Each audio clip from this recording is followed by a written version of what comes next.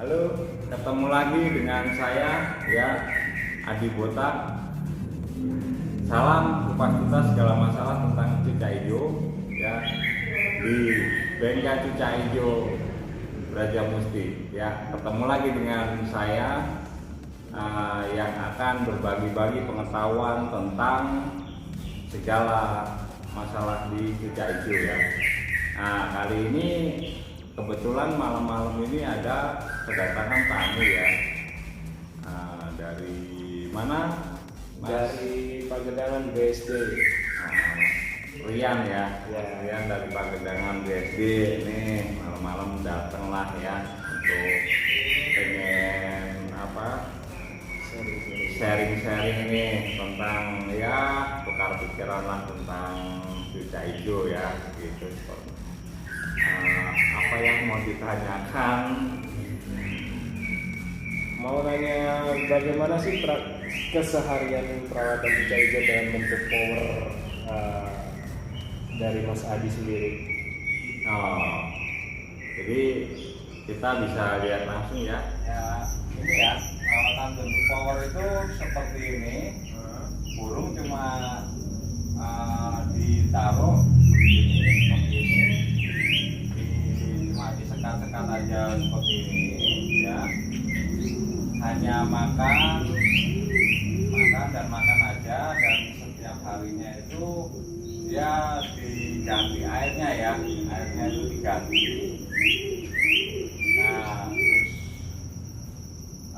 untuk pembersihan kandangnya kan cuma diambil bawahnya aja, bawahnya ditarik terus dibersihin aja, terus ditaruh lagi, dan tidak memindah kandang dari tempatnya ya.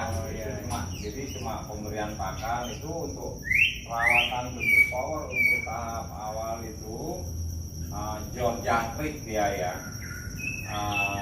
istilahnya yang penting adalah jor jangkrik. Boleh kasih makan. Jadi untuk perawatan ini untuk kapasitas jangkriknya tidak dibatasi ya? Tidak dibatasi, pokoknya selagi pembentukan power itu kan namanya bentuk power ya, hanya istilahnya itu makan, tidur, mandi, makan, tidur, mandi aja. Nah, itu aja. Ya, nanti kalau kelihatan sudah badannya mulai enak, udah mulai berisi, baru nanti itu bisa kita lihatnya dikeluarin, ya biasanya nanti akan kelihatan lah kita masih dia ngelapak-ngelapak dulu atau apa, hanya untuk penyegaran aja, tapi dia akan bunyi. Ada yang dari perawatan bentuk power ini langsung keluar itu langsung enak, langsung jadi. Dia dengan berjemur sebentar langsung jadi, itu bisa langsung dibawa ke lapangan. Nah gitu. Jadi simpel sekali ya rawatan itu. Itu pun udah banyak yang juara sih, banyak yang laporan. Jadi hanya seperti ini aja ya. Kita bisa dekatin untuk rawatan bentuk power itu seperti ini. Untuk buahnya tetap pisang semua ya? Buahnya semuanya pisang ya. Nah, seperti ini ya. Tuh seperti ini kondisi malam-malam jam 11 malam nih ya. Nah ini semuanya airnya ada ini ya. Nah, semuanya itu kalau udah terbentuk powernya itu setiap hari dia akan mandi dengan sendirinya. Biasanya kira-kira itu jam 10-11, jam 10-11an dia akan mandi biasanya itu kalau udah terbentuk powernya itu. Nah seperti inilah. Ini jam 11 malam ya. Nah, ini dan nggak apa-apa ya, burung ditempel seperti ini juga siang-siang itu nggak masalah ini ya, tidak masalah. Inilah rawatan bentuk power, yang penting makan mandi gitu ya. Nah, jangan sampai ekornya kotor ya. Nah beginilah perawatan bentuk power. Nah demikian tadi ya, itu ya perawatan bentuk power seperti tadi itu yang saya terangkan. Burung itu hanya di tempat tersebut dan hanya makan mandi di situ aja, tidak berpindah-pindah tempat sampai terbentuklah powernya di situ. Nah, terus selain itu apa yang mau ditanyakan? dalam proses itu, dalam bentuk power tahap pertama untuk mengetahui si powernya itu udah mulai ada atau posisi badannya itu udah mulai enak, itu bisa dipastikan dengan hari atau dari cara dia makannya atau gimana? Ya, seperti itu ya. Untuk pembentukan power itu bisa dilihat dari biasanya pola makan ya. Burung yang bagus makannya bagus ya. Kalau burung itu makannya masih terlalu rakus ya, over rakus itu dia masih dalam tahap pembentukan power. Jadi masih sangat rakus ya. Kalau udah pernah belum ngalamin? Udah. Jadi burung yang over rakus lah ya, rakusnya bukan main lah. Itu dia berarti itu masih dalam tahap membentukan power dia. Jadi bikin badan dia supaya membentuk power lah ya, seperti itu, dengan cara makannya sangat rakus. Tapi nanti kalau dia udah mulai ada power itu biasanya dia kan agak mengurangi tuh, makanya gitu. Nah, untuk kendala mungkin ya, kalau misalkan ada kendala kayak kita udah mulai tahap bentuk power dengan ngasih jangkrik di tiap hari, itu di kendala makan sedikit itu ngaruh nggak untuk bentuk power?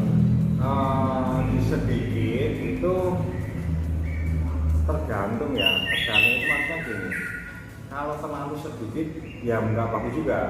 Biasanya burung itu lagi ada masalah biasanya, entah dia lagi birahi atau lagi kurang inilah ya, kurang mood lah ya, kurang enak itu biasanya. Itu lagi ada kendala entah copot sisi kaki atau apa kayak itu, yang pastinya burung itu lagi dalam ada kendala, sehingga makanya itu lagi males-malesan lah ya itu.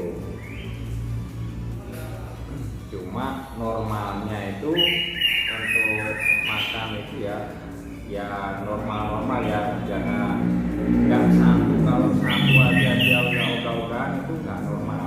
Kalau dua itu udah ogah-ogahan itu tidak normal.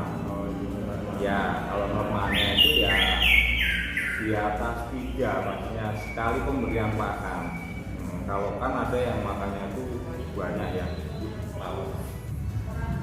ada yang makannya itu banyak, ada yang bisa sampai katanya 15, 20 gitu kan. Itu sebetulnya biasanya masih nggak pas itu biasanya masih dalam proses kelaparan ya. Kalau normalnya lahap makan pun itu tetap paling kurang lebih 10 itu udah banyak lah, 10 itu dalam sekali pemberian makan itu 10 itu udah paling banyak harusnya normalnya ya gitu normalnya. Tapi untuk pemberian pakan antara 4 sampai 10 itu udah normal. Yang dinamakan jangkrik itu nggak langsung kasih makan terus gitu, nggak, maksudnya itu ya bertahap sebetulnya gitu, entah pagi, entah boleh siang, agak siang, entah apa, itu istilahnya jangkrik namanya ya gitu. Walaupun dasarnya bagusnya sehari 3 kali gitu. Ada yang dibikin 2 kali sehari, pagi sama sore juga nggak apa-apa, banyak sama banyak gitu ya, itu nggak apa-apa juga untuk orang yang kerja ya, itu nggak masalah. Tapi lebih perfectnya kalau minimal 3 kali itu lebih perfect untuk pembentukan power ya. Mungkin ada kawan-kawan yang bertanya atau di pikirannya masih ada yang ganjel, kenapa sih Mas Adi ini tuh settingannya beda dengan yang lain? Kenapa harus jor jangkrik terus-terusan tanpa mikirin birahi? Kadang-kadang kan kawan-kawan kan ada yang untuk ngasih, terutama untuk cuca hijau, dia kan untuk bijor jangkrik itu dia kan gampang oper birahi. Nah di sini tuh Mas Adi beda sendiri dengan mindset atau pengertian Mas Adi sendiri yang berbeda lah. Kenapa bisa kayak gini dengan Jogjakarta itu ya. Jadi gini sih, sebetulnya treatment saya itu sebetulnya banyak sekali. Dari dulu main pertama itu langsung namanya itu treatment dengan seperti ini ya, dengan treatment yang sangat simpel bisa dibilang ya, burung nggak ada apa-apa cuma makan aja ya kan. Karena saya inovatif, ditanya inovatif. Dengan burung banyak itu kan saya kalau satu-satu dikeluarin kan capek ya kan, capek dan itu. Tapi saya dengan menunjukkan dari waktu itu masih di BSD ya gitu, dengan burung banyak bisa sampai 15 lebih itu dan bisa tampil semua ya gitu kan. Dan kali ini nyeting itu 15 lebih itu bisa stabil semua tampil kayak gitu kan. Itu kan inovatif. Yang dulunya tidak seperti itu, tetap awalnya dulunya itu tetap ya ada namanya treatment main jemur juga dulu ya, zaman masih tahun-tahun berapa lah, udah lama lah kayak gitu. Dan itu pun bisa juga bisa, tapi semakin lama saya inovatif semakin gimana sih supaya lebih simpel dan lebih efisien dan tidak capek lah gitu. Karena kalau perawatan jemur itu yang dulu itu butuh proses yang lumayan lama. Nah, kalau untuk sekarang ini, kalau burungnya kondisinya bagus, bisa nggak nyampe seminggu aja langsung terbentuk pohonnya dan bisa langsung main gitu, cepat lah gitu. Jadi secara garis besarnya itu dalam pembentukan power ini mempermudah rekan-rekan semua untuk perawatan harian yang mungkin kawan-kawan banyak yang masih bekerja dengan urusan-urusan yang lain, jangan pengen burungnya ikut tampil juga. Ya, terutama yang burungnya banyak biar tidak capek ya, tidak capek. Dan ada tambahan dengan perawatan bentuk power ini pun juga burung-burung jadi ini bisa mengatasi didis juga. Gitu, berhubungan dengan mengatasi didis karena dari orang-orang yang udah dibengkelin di saya, kendala burungnya mereka pada didis. Dengan saya treatment seperti ini ya kan, ya, jarang jemur lah ya istilahnya lah, itu bisa dibilang non jemur sebetulnya, cuma mungkin jemurnya itu hanya sekedarnya aja lah gitu, biar mungkin pengen tahu doang sebentar, ataupun sama sekali nggak dijemur pun kalau saya biasanya udah bisa ini ya, tahu wah ini kondisi nih gitu kan, jadi langsung saya jemur sebentar terus saya bawa ke tempat lomba gitu tanpa dikeluarin dari tempat pembentukan power. Nah di situ berarti dia bisa, si burungnya itu bisa menyesuaikan sendiri dengan pembentukan power ini ya? Betul sekali, burung cucai hijau itu dia bisa menyesuaikan sendiri dari pola makannya. Makanya yang dibilang Jogjakarta itu dia bisa menyesuaikan sendiri pola makannya, dan kita nanti akan tahu sendiri karakter dia nih, ya kan? Gitu. Oh kalau dia lagi makannya bagus, ya kan bagus, tapi bukannya kelaparan banget loh ya, bukannya kelaparan yang tadi itu dilalap sebanyak-banyaknya gitu, sama itu namanya kelaparan, maksudnya pola makannya bagus dia, ya kan? Nah itu istilahnya bisa dinamakan itu mengatur diri dia sendiri gitu.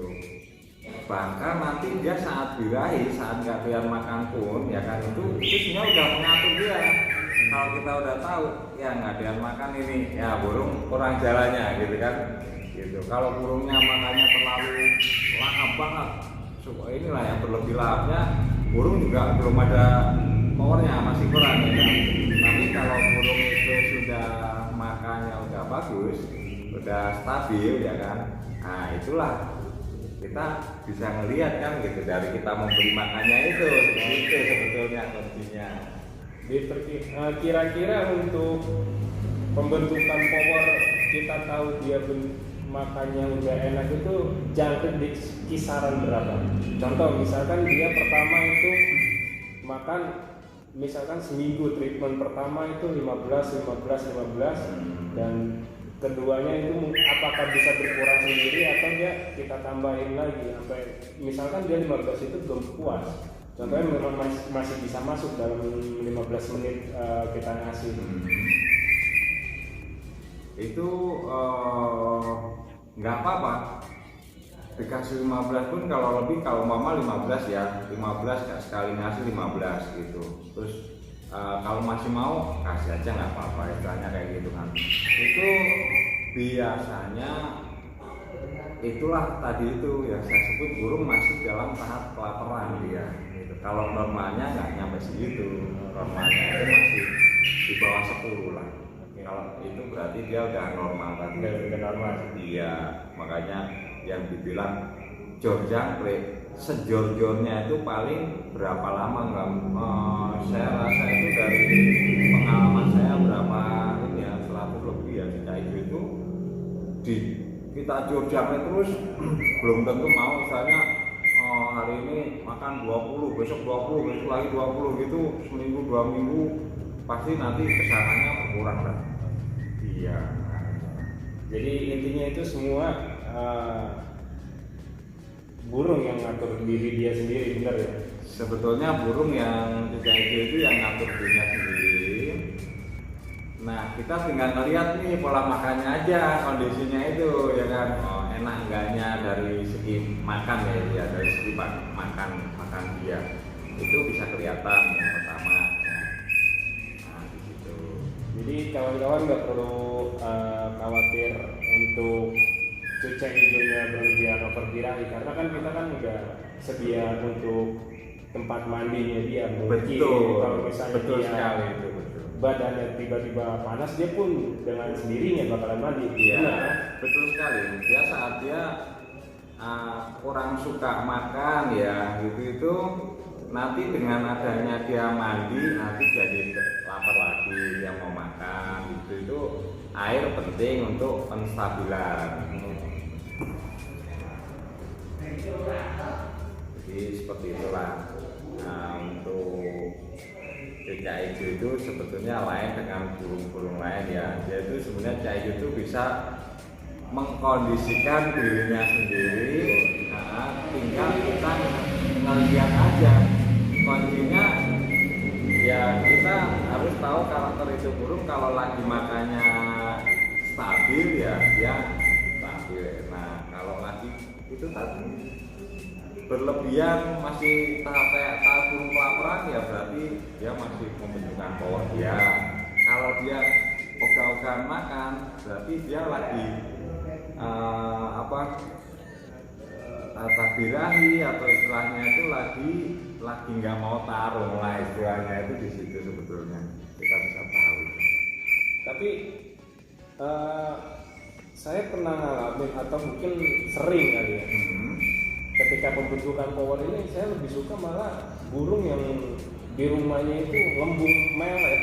Betul. Dan itu kenapa? Maksudnya ibaratnya di rumah ngembung melet itu kebanyakan rekan-rekan itu kan kadang-kadang wah ini over birahi atau ini nggak kondisi atau ini nggak siap gantang. Tapi kalau misalnya menurut saya ketika pembentukan power ini dengan posisi burung kayak gini malah menurut saya lagi sedang enak-enaknya, karena dia ketika keluar tenaga dia atau powernya dia langsung keluar. Nah di lapangan itu enggak langsung jambul ngetrot, maksudnya kata-kata tenaga sama itu emosinya itu keluar semua. Itu kenapa bisa begitu? Karena adanya power. Itu karena adanya power yang kesimpan dari powernya udah ya. Jadi rekan-rekan ya sahabat ini ya, untuk hikamannya kayak gitu jangan takut, kita harus melihat ngembungnya itu seperti apa gitu kan.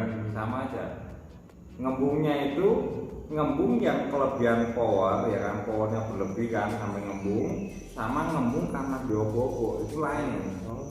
Ngembung karena diobok-obok, nah itu nanti akan saya bahas bahwa cucai hijau itu saya bisa berani jamin kalau di kopok-kopok itu jangka panjangnya akan rusak kan.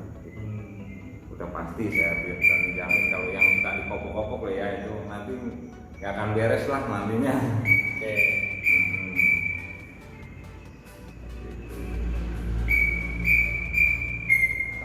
Apalagi yang mau ditanyakan kalau ini? Saya pernah ngalamin untuk cuca hijau. Apa bedanya cuca hijau merawat dari nol sama beli dari jadi? Karena waktu itu saya pernah ngalamin beli yang kasarnya baru rawat jalan aja, kasarnya udah jinak, dibandingkan dengan yang sudah sering ke lapangan, udah sering disetting, sering kasih ulat, sering kasih kroto dengan burung yang masih fresh, dan dikatakanlah burung masih belum kenal lapangan atau belum pernah disetting. Kenapa cepet jadian tuh yang masih fresh? Oh, jadi kalau saya sih begini, antara dua ini burung yang udah istilahnya ada kendala rusak bener ya kan gitu, dan antara yang masih fresh ya kan. Yang masih fresh ini kan pertama kita ngerawat kan secara otomatis kita akan tahu karakternya dari nol ya kan, sama gitu. Terus dia masih fresh, kita melatihnya juga mulai dari nol juga ya kan, mulai dari dibawa ke lapangan, bunyi, terus meningkat kayak gitu kan. Otomatis kan kita juga akan tahu si karakter burung tersebut ya. Nah kalau dia udah jalan terus udah mulai bongkar, moncis, stabil ya kan, tinggal kita kan pasti akan menstabilkan bawa dia pulangnya dengan disiplin dan itu pun kita sudah tahu karakternya karena kita udah pegang dari fresh ya, dari itu disitulah. Karena memang kunci kesabaran, tapi ilmu harus ada gitu kan. Sabar tanpa ilmu juga bingung juga ya kan. Sabar punya tapi nggak punya pengetahuannya kan, itu jadi balance. Kalau ilmunya udah ngerti tambah sabar ya udah. Jadi dibanding dengan yang tadi itu kan burung ini udah tadi itu yang saya bilang kan sempat menyinggung di depan tadi kan, masalah burung ini di tangan pertamanya ataukah tadi kopok-kopok yang saya singgung tadi kan, di kopok-kopok itu kan bikin burung jadi ngembung ya kan. Ngembungnya itu jadi bukan ngembung power loh ya, ngembungnya itu ngembung karena kolokan nih istilahnya itu, sama kita itu karena kopok-kopok. Nanti saat kita menjauh dia bunyi, saat kita dekat dia kolokan kayak gitu kan. Itu kan yang pernah di kopok-kopok ya, di situlah. Nah, di situ juga sebetulnya ada treatment-treatmentnya juga untuk mendanganinya, tapi ya ada yang cepat dan ada yang lambat lah, biasa itu tadi itu. Ilmunya udah ada, tinggal sabarnya. Dalam tahap pembentukan power ini lebih efektif untuk pemasterannya ini gimana?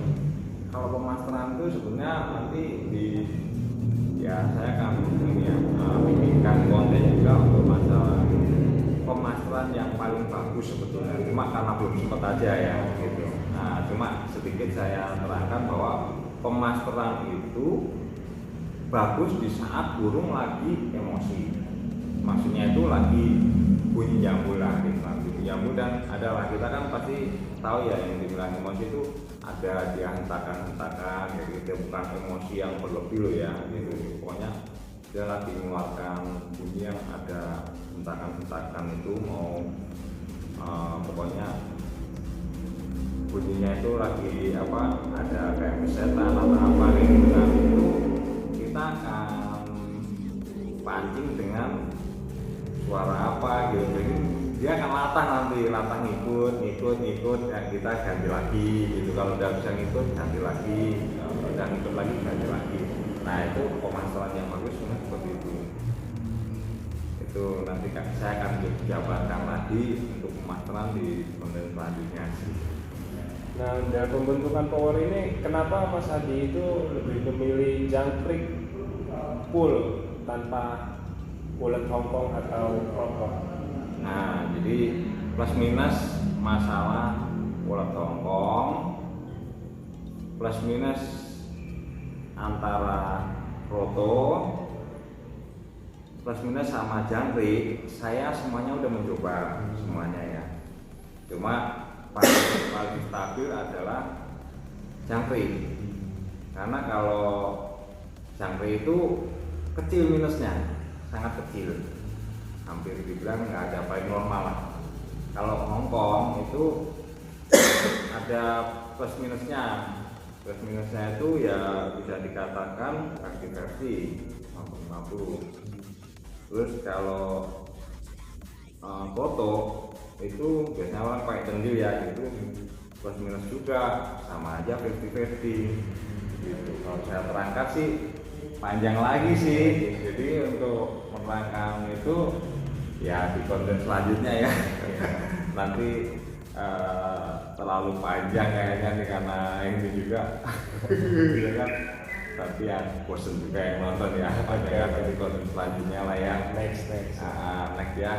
Jadi gini ya teman-teman, sekian dulu untuk pengetahuan tentang cicak hijau.